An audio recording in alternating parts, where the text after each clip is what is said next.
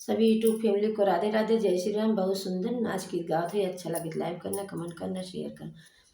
हाथ दिलवा के बतिया बताई कैसे,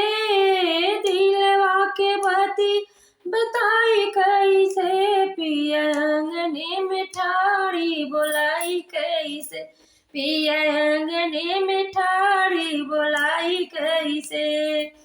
दिलवा के बतिया बताई कैसे, पिया अंगने में ठाड़ी बोलाई कैसे, पिया अंगने में ठाड़ी बोलाई कैसे, हथवा के चूड़ी खन कहबै त सासु जानी जई, तवा के चूड़ी खन कहबै त सासु जानी जई, ओ अरे माथवा के बिंदिया दिखाई कैसे, पिया अंगने में ठाड़ी बोलाई कैसे, पिया अंगने में ठाड़ी बोलाई कैसे, दिलवा के बतिया बताई कैसे, पिया अंगने में ठाड़ी बोलाई कैसे, पिया अंगने में ठाड़ी बोलाई कैसे, गोड़वा के छगला बजाई कैसे, गोड़वा के छगला बजाई कैसे, गोड़वा के छगला बजाई कैसे, जेठनी जे सुनी है कैसे, पिया ओठवा के लालिया दिखाई कैसे, ओठवा के लालिया दिखाई कैसे,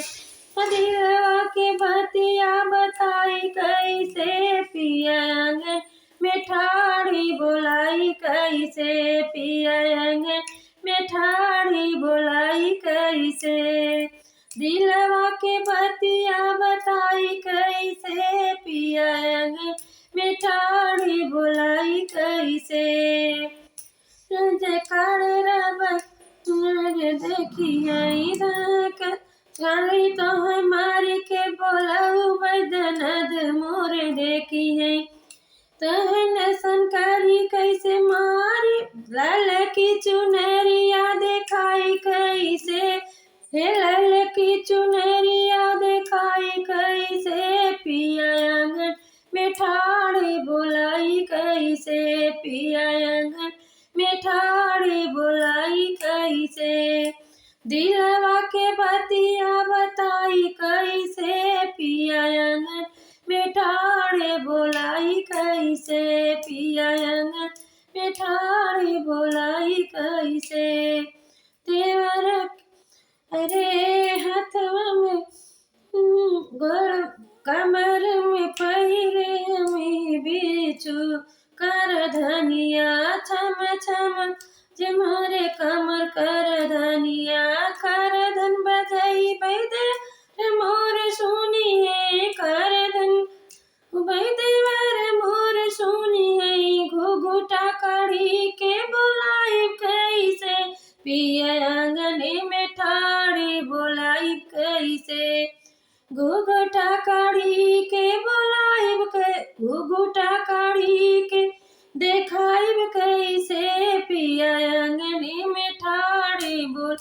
कैसे, पिया अंगने में ठाड़ी बोल कैसे, दिलवा के बतिया बताइब कैसे, पिया अंगने में ठाड़ी बोलाई कैसे। अच्छा लगे तो लाइक करना, कमेंट करना, शेयर करना, सभी को राधे राधे, जय श्री राम।